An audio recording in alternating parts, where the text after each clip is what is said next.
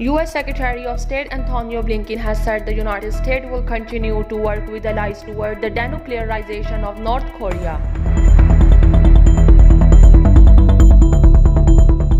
Arab Parliament condemns Houthi targeting of civilians in Saudi Arabia.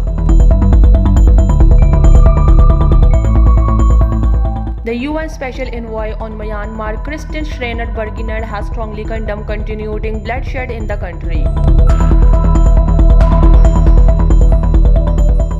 Zalmay Khalilzad discusses the peace process with Afghan leadership.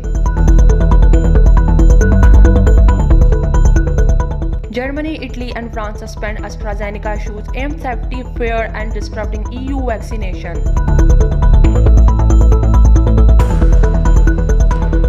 World Food Programme says that a quarter of Syrian refugees in Jordan are food insured and almost two-thirds are on the brink.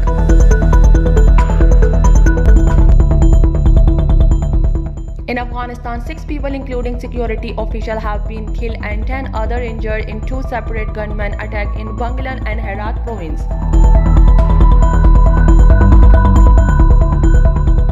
Bahrain lauds Pakistan Navy role in maritime peace and stability.